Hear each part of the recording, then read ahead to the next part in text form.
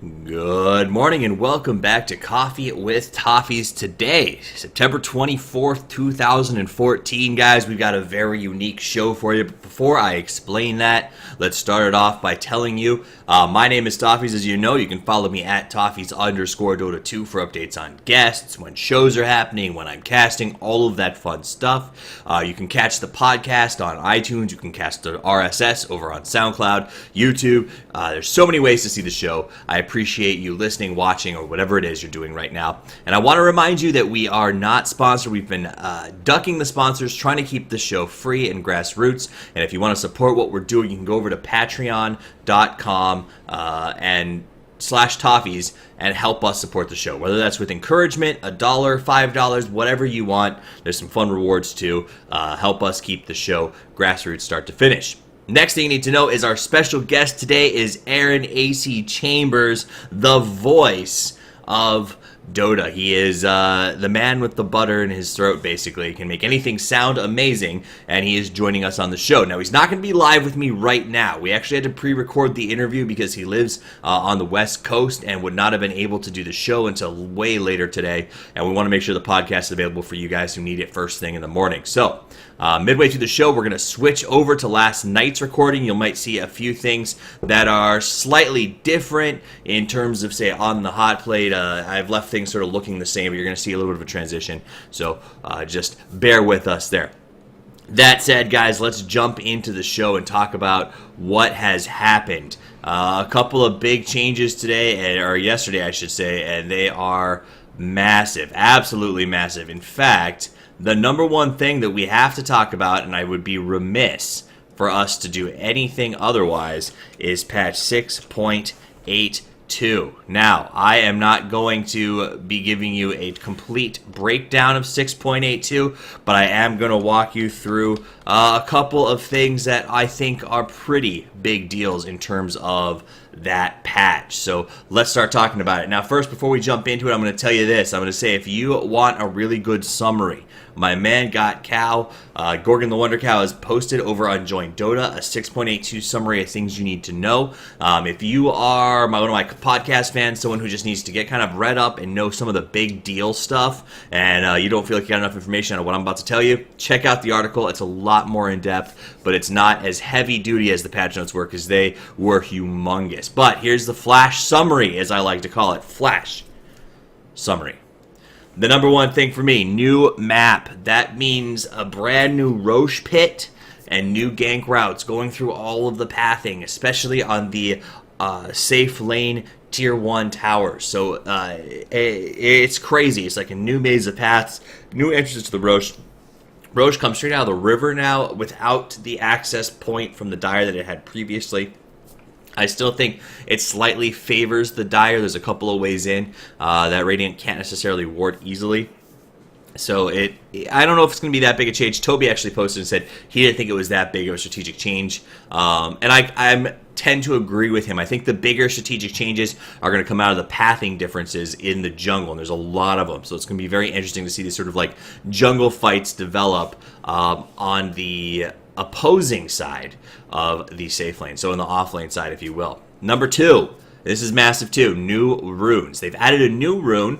I actually captioned this WTF when I was writing up the summary for the show, and it's pretty crazy, right? Because what they did is they added something called the Bounty Rune, and the Bounty Rune gives you experience and gold when you pick it up, but it scales. So basically, it's going to think it was +2, it gains, and it doubles every minute. So at the first pickup, you're getting 50 XP and 50 gold, and it sort of scales up from there, but it does fill bottles. So what that means is that you could get that rune, and the reason it's so interesting is because they're adding it in addition to the other runes. So the rune that you're used to is still going to show up in one of the 2 rune spots, right? And what that means is that the second spot is going to have the Bounty Rune in it. I forgot to put on the shirt so it looks the same when I do the recording, so I'm going to slide that on right now.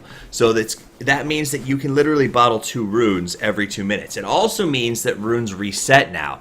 So what that goes to say is you can't say guard or regen rune at 140 and hope the carry comes, grabs it at 210 because it'll still be there. It will reset. So if you don't grab it prior to the 2 minute mark, it is gone, baby. So you got to be aware of that one too, and that's going to be a pretty massive change because rune management, totally different ballgame.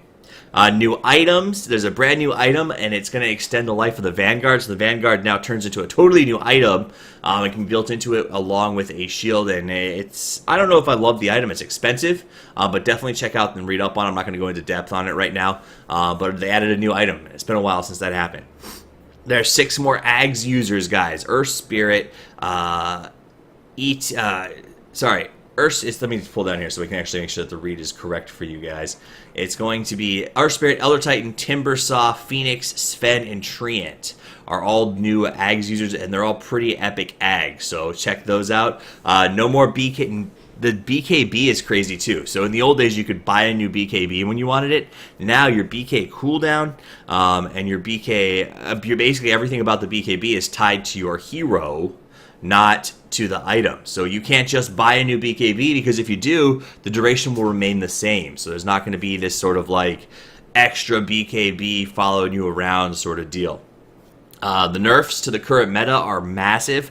Void, Razor, Lycan, Tinker, DP, Wraith King, Viper, Shadow Shaman, Tidehunter, and Nature's Prophet all got nerfs. So we're not expecting to see them as much in the meta. They weren't massive nerfs, but they were enough that I think that we're going to see a lot of those first pick, first bans disappear, especially in the form of the Razor and the Tinker, who Tinker can't stack Ancients anymore, and Razor just got literally nerf batted with it was ridiculous. Lycan, on the other hand, I feel like the nerf bat was like a tickle, tickle, tickle, not a whole lot going on, so he should be bouncing right back.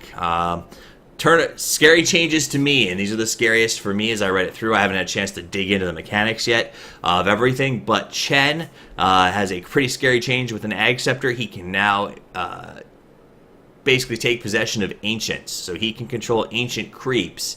So it's basically it's kind of like having a Warlock, but all the time, right? With that giant golem, except now you can use the creeps and he can come after you with those guys instead. So that's going to be pretty vicious for pushing towers, and you can get a pretty fast Ags up on a creep. And Night Stalker, I think, is going to be a massive pick going forward. He got really buffed, his speed increase of Hunter in the Night, and a big change to the way that Darkness works for him as far as timing is concerned. So he seems a lot stronger. I think he's going to be a lot more playable. And finally, the one that I think is less scary but more awesome is the Trees Are Alive. The new Treant Protector skill is that he can give the trees eyes just like he could back in Dota 1 and create wards everywhere. So in competitive play, not as scary. In pub play, though, where nobody's going to be taking down those trees, it could be really, really terrifying. We don't know when the patch is coming out. We do know that it's slated. I've heard rumors that the 28th could be it. Hard to tell. Impossible to tell, really. So that's your Dota 2 6.82 update. Quick touch on tournament news before we get to the interview. 2 major things have happened. ESL 1 New York, C9, and Tinker both have locked in their positions. So those guys are for sure going to the big show. The other one that I think was really crazy and interesting is DK has forfeited their spot in a $300,000 I-League tournament. They're out. They said, we can't do it. And the only reason they gave us was they cited internal conflicts. I don't know what that means, but it's pretty crazy. What does it even mean? We're going to try to find out. I'm going to look at it over the next couple of days, see if some more information comes to light. But the new Team DK has to say no to a $300,000 tournament is a pretty massive swing of fortune for the Dota Kings. So that said, guys, we're actually going to go over to the interview now, and I'm going to transition to that, guys, so it may be a little bit of a pop as we head over there, but enjoy. This is myself sitting down with Ayesee, the golden voice of Dota, last night for a pre-recorded interview.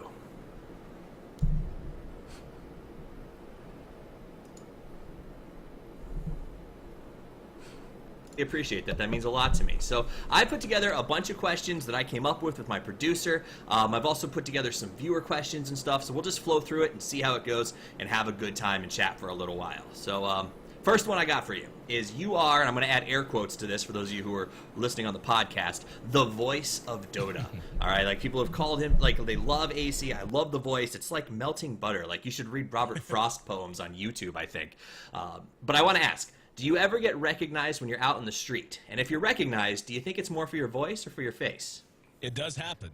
It's happened a few times, and it's every time it happens, it's very surreal. I mean, I've always kind of told people, especially people that I've known since I was growing up and stuff. They see, it's not like I've got a million followers, but I've got a fair amount of Twitter followers, and they go, "Wow, you're a celebrity." And it's like, no, not really, man. It's a fun industry, and all this. Like, what's it like? And it's very bizarre because when you go to an event like the International or something like that, it's like, yeah, every time I poke my nose out, people want to come say hi. Sometimes they want autographs and pictures, and it is fun. It's a blast. I love meeting fans, but and it does have this kind of like celebrity feel to it. But the moment you step away from that, it completely vanishes. So it's this very strange dichotomy of lifestyles that you live depending on how active you are on land and stuff.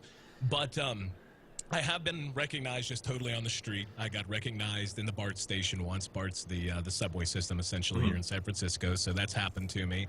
I got recognized in a Walgreens by a cashier that was checking me out.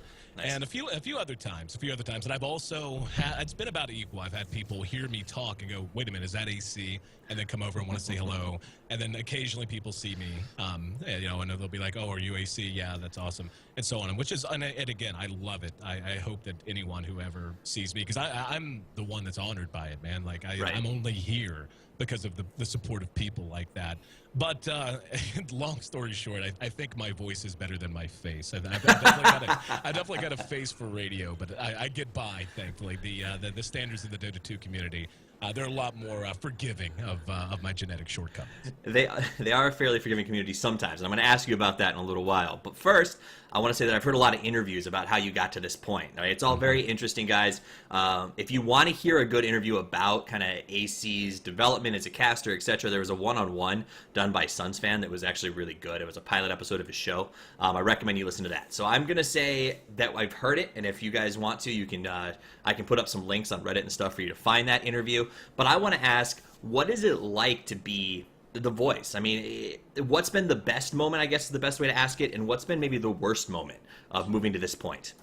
Well, it's one. I think I think I'm one of many voices in Dota. I have my fans, but Lord knows Toby, LD, and BTS, like those guys are amazing. So while it makes me smile to hear people say that, I think I'm one of many voices. Though anyone who considers me the voice of Dota, I'm more than happy and humbled by the moniker. So thanks to the support for that. But it's interesting when you pose the question that way, and I've never been quite asked that way, and that's a good thing.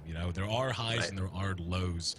My best moment was probably, when I really think back, and I can pick a few out. I'll just give you a handful.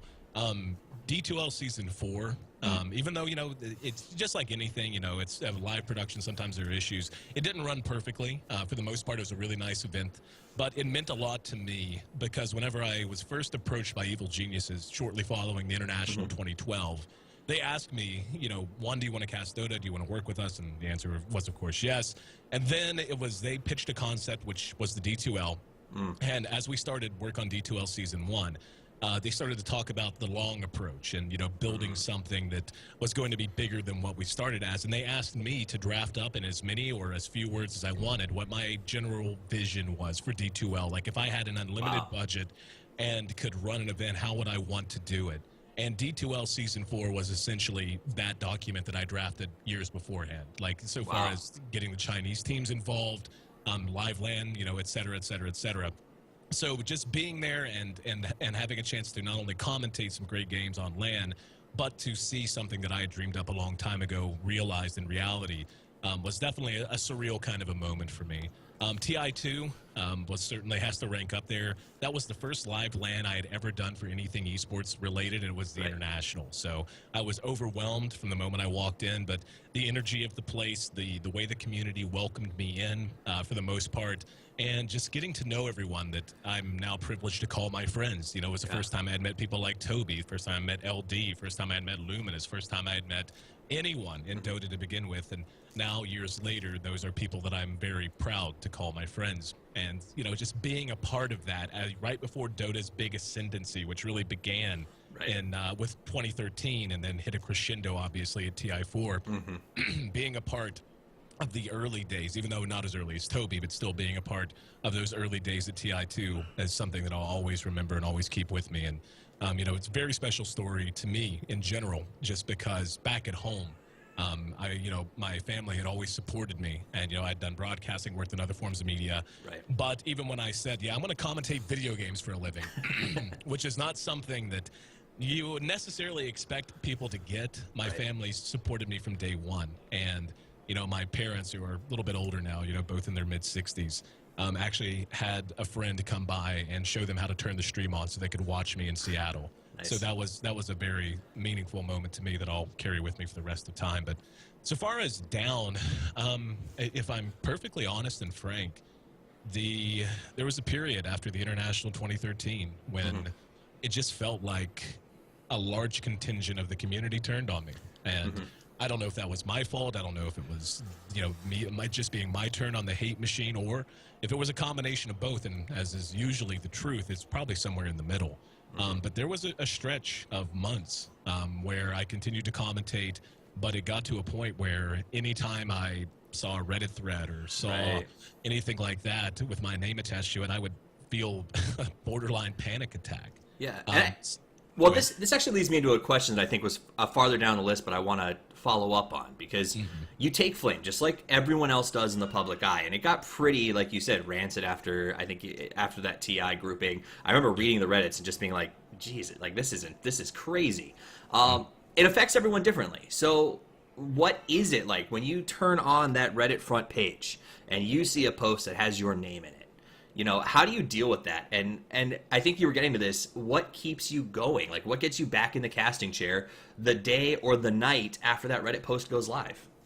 Well, it's, I don't want to make it more than it was, but I'm not exaggerating when I say that it was something bordering on a panic attack. Wow. And it's not just me. It happens more often than really gets talked about. It's impossible to work in a public eye, and for an extended period of time, every time you see your name, it's not, it's one thing for someone to call you an idiot or someone to call you a moron. These are general terms. But whenever you have people that are being upvoted, sometimes with a lot of numbers, a lot of people agreeing, that are literally picking apart everything about who you are and what you've chosen to do with your life, it's naive to think that anyone, no matter how strong they are, could just shake that off and not have it affect them mentally and emotionally. And I'm no different than that. I mean, I think it's fair to say there was definitely a period of depression involved in all of that, a period of just really trying to find the light at the end of the tunnel. And to this day, I can remember when I remember the sense of relief when it felt like that was finally beginning to break. And I'm not going to get into the particulars of that, but there was something that had happened and another hate thread popped up, and suddenly for the first time in what felt like forever, but in reality it had only been a few months, it seemed like the opinion of the people that were commenting went in the other direction and were defending. And things like that, it bounces you back. But to answer the other part of your question, which was how do you keep going, it's you just love what you do. I mean, no matter how hard it was, no matter how low I felt, no matter how difficult it felt at times and at moments, there never was a day when I woke up and I had lost sight of the fact that I get to work with the premier esports agency on the planet. I get to talk about and play games all day as a full-time job in in my opinion, the most beautiful city in the world, San Francisco. Yeah. And there are times when that seems like weak medicine, whenever you repeat it to yourself and it doesn't have an effect. But, no matter what, working in a company like Good Game Agency, better known as Evil Geniuses, I'm surrounded by some of the most talented and supportive people that you can imagine, many of which no one will ever know. No one will ever, know their names or follow them on Twitter. But the leadership here is fantastic. The two guys at the top, one of which I work with every single day. His motivation, his ability to cut through the BS, to give me honest critique, to point out where things were right, things were wrong, and to keep me moving in a good direction. And then just the support of the people around me, knowing that the people who were here always supported me no matter what anyone else had to say, no matter if their criticisms were valid or invalid, that they wanted me to succeed and they actually had my best interest in mind. And that's kind of the one, epiphany is too strong of a word. Right. When you actually begin to believe in an emotional way, in a very deep and personal way, that the things that are said about you that are oftentimes negative are not coming from someone who wants you to succeed. So they're going to seize on any chance they can to keep you from succeeding, and then trying to line that up against people who are interested in seeing you do well, both for, you know, the company, but also because they're your friend, you know, outside of this esports life that we live. And seeing the difference and being able to lay those two things next to each other and go, okay, they want me to succeed and they say this, and this happens to be a part of this unpleasant, you know, threat or this unpleasant comment, so that's probably valid. And then everything else begins to separate itself out. And then just focusing on the positives. And goodness knows, even on my worst moments, the life that I'm privileged enough to live is more than good most of the time, even in my darkest moments. And a life lesson, right, guys? Focus on the positive, especially when you get through those really tough spots. And I do want to interrupt very briefly to say, guys, I know you're probably hearing Toffees Jr. in the background. I'm trying to make esports a family event, right? Times are a-changing. And unfortunately, my studio isn't completely soundproofed, so you guys do get to hear him from time to time. And I apologize for that. But I also don't apologize for it because he's going to be in TI-20 as probably one of the best supports out there. So just letting you know, here's your first glimpse of that. And now, kind of, I'm interested in a topic that I've heard brought up a few times by you. It's not in the mainstream. I can't find any big posts about it. But a while ago, it came out, or somebody brought to my attention the fact that you don't like the term gamer. And I was curious if you'd expound on kind of what it is about that term that you don't like. Is there something that works better? You know, what is that reasoning? Well, here's the thing. Like, the esports communities are very much their own thing. We're all gamers, without a doubt. And there's a very deep rabbit hole that I'm not going to take the time to try to go down right now regarding some of the things that are going on in the spheres of more traditional gaming. And I don't necessarily mean developers, you know, media and backlash and all of this. The long and the short of it is that it's not that I don't like the term gamer. I don't like in many ways the fact that people that love what we love, that are esports aficionados, that make this not just a part of their daily life, but honestly, it reaches a point where it becomes a lifestyle. Right. This feeling of inferiority, this idea that gamers are still this niche crowd that is maligned and basically the butt of a joke that arguably they were in around 1995, maybe even the early 2000s.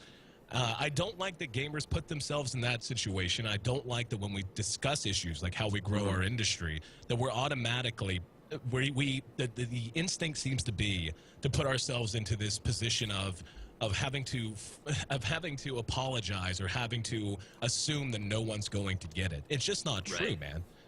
You know, whenever I first started working in esports, wasn't that long ago. It was back in late 2010, early 2011, and even then, you know, whenever I explained what I did, people seemed to get it. They weren't aware of it. They had no idea that the general response was, I had no idea that there was a community that size. I had no idea. And then granted, this is back in the Justin TV days, you know, way before Twitch was even a concept.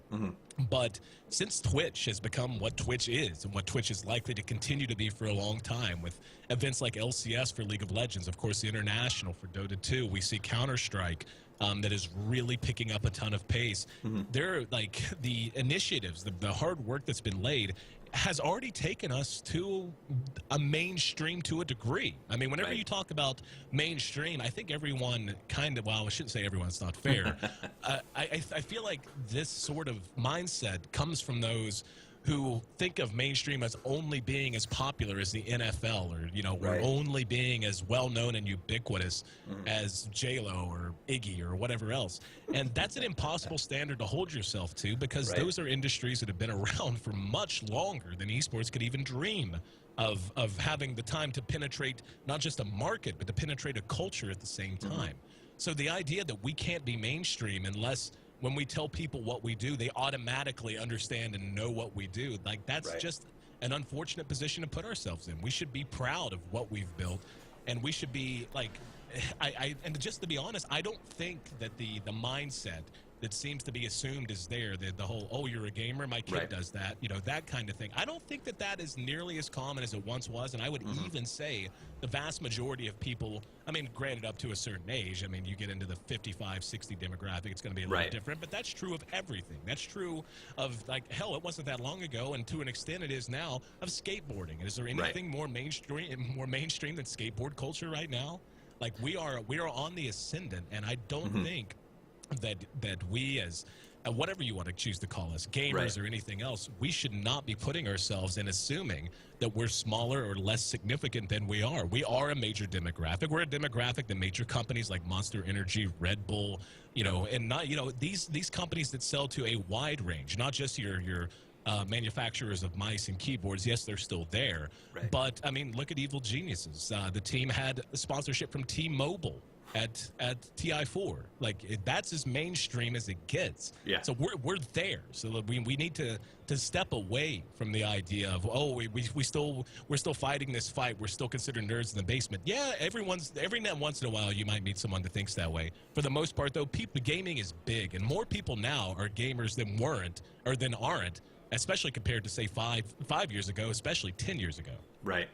And, I think that's absolutely true. I mean, some of my fans know this. I'm 31. I think I rank as one of the older people in Dota right now, as far as doing shows and creating content is concerned. But I will say this. When I started gaming, back when EverQuest came out, and got my first job for a Voodoo graphics card and told people I'm working so I can pursue gaming, they looked at me crazy. But when I went out and got a waiting tables job and said, I'm waiting tables so I can be an actor, they said, oh, that makes sense. So, it's one of those things where I think that we are a really burgeoning business, a new avenue of sports. And you know what? The NFL was once Leatherhead. So things change, and I see an upswing, and I think you're absolutely right. It looks like the future. So I'm going to end up with one more serious question that we wanted to ask you, and then we'll do a couple lighthearted ones, get to some viewer things, and then close this bad boy out.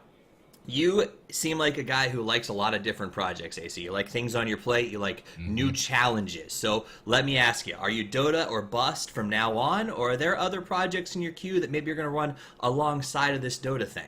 Well, it's funny you mentioned that. I actually had a meeting regarding something along those lines literally earlier today, prior to coming on your show. Unfortunately, I can't really get into details yet, as we're still in the development stages.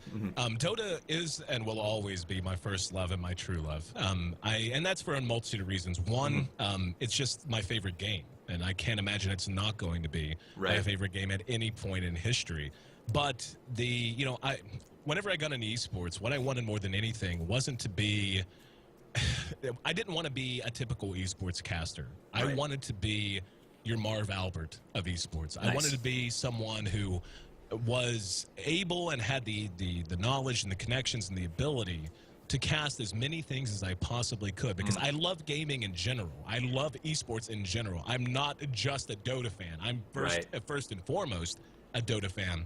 But I love energy. I love hype. I love walking into a venue and seeing, be it 100 people, be it 100,000 people, or, I guess more realistically, the 10,000 or 20,000 that were at Key Arena over the summer. I love walking in and just breathing in the electricity, the anticipation that comes with that environment. And more than anything, I love strapping on a mic one in front of me and giving a voice to all of that electricity and that excitement and anticipation. That's what I want to do. And I want to do it with Dota, but I want to do it with other things as well. And over the next, say the end of 2014, looking at the 2015, I will be doing, if all goes to plan, I will be part of a very big deal regarding another game and regarding a community that's heavily on the upswing right now. Interesting. Can you tell us if it's another MOBA or if it's something completely different that we're not even... It's a classic genre, not a MOBA. I'll say that much. This is exciting. So, guys, I didn't get to break the news, but I do get to show you that Ayesee's got some things on his hot plate, and it should be a lot of fun to see. So let's move into a few things that are a little more entertaining. First, we'll go into some viewer questions, and I want to say that a viewer told me to ask this last night and made me laugh, so I figure I'll ask it. And it's, if your casting voice were to wear underwear, would it be a boxer man or a briefs man? That's I feel like Right. I feel yeah. It's just like I'm trying to think of something really clever, but my instinct is to say that. Like I've never worn. I think he would wear. I think it would wear boxer briefs. You know, it would give you this the secure feeling, the nice tight feeling that you want, without being constraining, without making you feel imprisoned. And that's what I try to do with my voice. I want to deliver a nice tight performance, but also allow you to feel free to express yourself. That worked out way better than I hoped it would. So that is a great answer. Let's ask a couple more that are maybe a little more serious down the line from some of the fans out there. A good one that just came in over Reddit was, what advice, and just a simple thing that you could say to a rising organization in a burgeoning market like, say, South America or Central America? What advice would you give, whether it's a tournament organization, a casting group, a group of guys from that region that's only now sort of coming of age? My go-to for this, and not just because it's standard, but because literally it was my mantra for 2 years when I was trying so hard to be able to make this a full-time job. Focus on the work. It sounds simple, but what tends to happen with a lot of people who have the passion, connections, or have the experience to work in this industry is it's scary. It's hard to put yourself out there on a day-to-day basis. It's hard to cold call and to ask people, you know, how you can be a part of them, and so, you know, and how you can do these things. So what tends to happen is people run into this brick wall, is what it feels like. Yeah. And then they start to talk themselves out of working by focusing on things that don't matter, focusing on things like, my microphone's not good enough, my internet connection could be better, the only teams I can get for this little tournament are teams nobody cares to watch. So I don't want to do that. I have to have at least one tier 1 or at least tier 2 team before I'm willing to do this. And you start to, and I'm not trying to say it's pejorative. I'm saying it's natural. Like, I went through this too, where, you know, the idea of throwing yourself into work with no guarantee of return, when you feel like you're beating your head against a brick wall sometimes, it's really easy to talk yourself out of it and to slowly let your work ethic slide, and to slowly basically let other things in life take over, and then you don't feel as bad because you didn't necessarily abandon it. You just feel like you never could quite break through. If you focus on the work every day, and what I mean by that is, it doesn't matter if you have anything to do that day. If you don't figure out why you don't have anything to do that day. There are a myriad of organizations who want nothing more than volunteer talent, but more importantly, volunteer talent that's consistent. Like, I don't know a single person in esports. Like, literally, I'm looking out over the office right now. I don't think there's anyone in this office right this second who in one way, shape, or form did not get their start in this industry by volunteering. And that goes all the way, by the way, to our CEO. That goes all the way to him. So, yeah, I'm talking everyone at some point in this office contacted someone else in another organization and said, hey, I would like to help, but you don't have to pay me. Tell me what I can do. Yep. And by doing that, you earn a reputation, you build your network, you build connections. And in this industry in particular, this is an industry where everyone thinks they want to work in it, but when they start working in it, very few actually want to work in this industry. Right. Like, it's a lot of fun. There's a lot of gaming. There's a whole lot of nerd talk, and it's a blast. But there's a lot of hard work, largely thankless, and there's a whole lot of hate that you got to deal with, and not a whole lot of money to go around. So when you first get started, it's going to be for little to no pay. But if you're willing to let your passion drive you, focus on the work, find every way you can to be useful to anyone who will even give you the time of day, you will have a major chance to break in, I promise. It seems like a lot like radio in that way, from my experience with radio. Is. So, I was in radio too, so like, I think you have a fantastic voice. But yeah, like, honestly, that's why, like, the industries seem to overlap to me as well. So. Yeah, it's a really comfortable overlap. But that answer actually answers Rupture's question, as well as a bunch of Reddit questions that came in that said, what are the one thing you'd say to a caster trying to break through? Another question that is you sort of covered, but just give me, let's do this in 2 sentences and see if we can. Is I had a couple of folks post and say, do you think it's likely that we'll see new casting groups popping up, or is the market share simply not there? I actually read this. I saw this whenever it came in. Is it possible? Yes, but here's the issue. It's not that there's too much talent. That's not the truth. It's not that there's no talent that's coming up. That's not the truth either. The truth of the matter is, the way you get noticed in professional Dota right now is the cast very, very good teams. Those teams have a finite number of hours in a given day they can play in tournaments. And there are a very large number of tournaments that are going to be going on for the foreseeable future. D2L, D2CL, Star Ladder, Summit, ESL qualifiers, et cetera, et cetera, et cetera. So these teams have reached a point where they are turning down good prize pools and good tournaments simply because they don't have the time. Now, the way this plays into that is now you have these tournaments that all of the teams are still agreeing to play in, and they literally don't have time to play in anything else for the most part. And those other tournaments, the ones that are trying to come up, they need that talent, but they don't have the time. They don't have the time to play. So in terms of where we are casting-wise, there's always going to be a certain level of turnover. There's always going to be someone or something that's coming up and earning themselves a reputation. There's always going to be room for growth. But the simple truth of the matter is the teams don't have enough time. The tournaments who do have a demand and a command of the team's time now, they're usually pretty set in their casting combinations. It's usually me or BTS or Toby, and that's kind of just where things are right now. Cracking into that generally is you're going to have to work with one of the existing organizations to be able to crack into that upper echelon, I think. Absolutely. And that's so to answer the question, is it possible? Yes. What will there be? Potentially, but right now the issue again is that the tournaments are locked into their casting groups. The tournaments have demand on the team's time, and without the teams, smaller tournaments and smaller casters don't get noticed. Absolutely. And I'm going to add to that, guys, and I am not famous or anything, but I think if you want that breakthrough, something that is available right now, and maybe Ayesee, you can agree with me or tell me if I'm completely wrong here, but is make content. We are part of a community that's expanding, and there's not enough content makers to keep everyone happy and everyone busy. So casting is great, but I mean, look at Sir Action Slacks. He started making some interesting content, and literally 6 months later, he's doing interviews at ESL New York. So get out there, have an idea, don't be scared of it. I promise. Flags.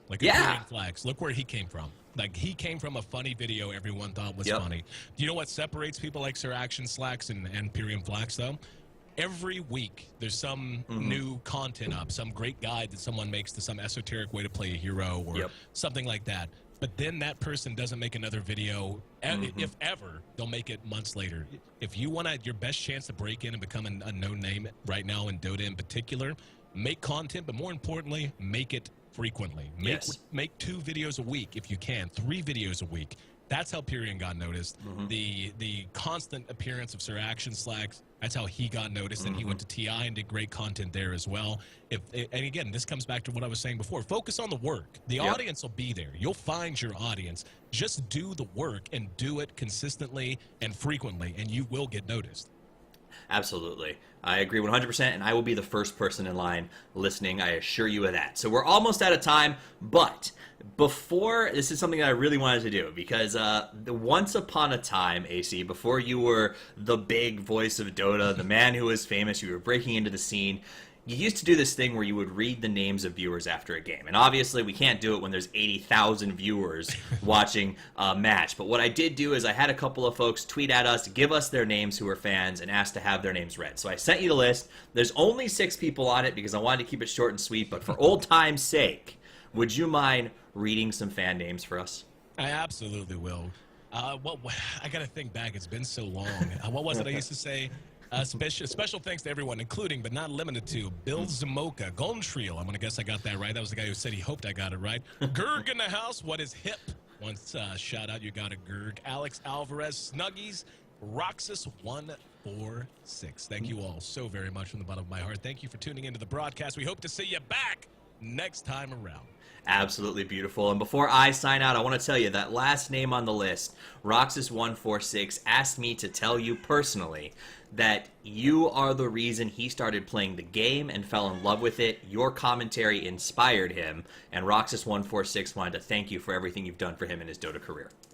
That is by far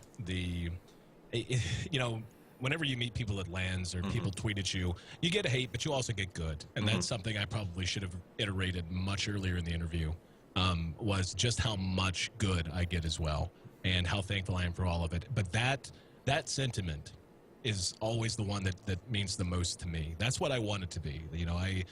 Some casters and some people who get into the scene, they want to teach people Dota. They want to succeed in terms of winning, or in terms, if they're players or whatever. My goal was always to be a gateway. That's what I mean when I say I want to be the Marv Albert. I want to be a person that is able to reach people who maybe are listening for the first time. And so thank you, Roxas146, and I guarantee you've done more for me than I can ever do for you. Because of people like you, I get to be here. So from the bottom of my heart, thank you for that. Awesome. Well, from the bottom of my heart, thank you for being on the show today, Ayesee. I know that you took some time out of a busy day to help me out, and I really appreciate you being here. I appreciate the fans who are listening. If you're on the podcast, same thing that was just said. You're what makes it possible, guys. It's been a wonderful ride so far. The show will be live, continuing indefinitely, as long as you're okay with the baby crying once in a while. So hopefully you enjoyed the interview. I'll have this on YouTube separately from everything else. And as always, guys, Toffees out. All right, guys, we are back and live. I hope you enjoyed the interview. I apologize that it had to be pre-recorded. I would have loved nothing more than to have him here in the morning, but timelines, man. I'll do what I have to get you the best guests, and that's exactly what we had to do. So, again, thank you so much for your support. Thank you to Ayesee for being here today. He did a really great job. It was a fun interview to do. Very relaxed and a good time, guys. Also, make sure you follow me on Twitter, Toffees_Dota2. Make sure you check out the podcast if you don't already. And if you want to support the show, head over to patreon.com/Toffees. It's Patreon/Toffees. We've got some cool rewards. We're going to have to go add some more, I think, because we sold out of Patreon games. It's been a really great thing, and I can tell you right now that based on the new donations we got today alone, we will not have to seek out sponsors at all in the next month or two if we stay consistent. So we get to do it grassroots. We get to keep trying to do what we're doing. And if you want to keep supporting us, it is wonderfully appreciated. So head over there and help us grow. Everything else at this point goes into making the show better. Also, a big shout out to our new producer, Snuggies. You can follow him at Snuggies Dota.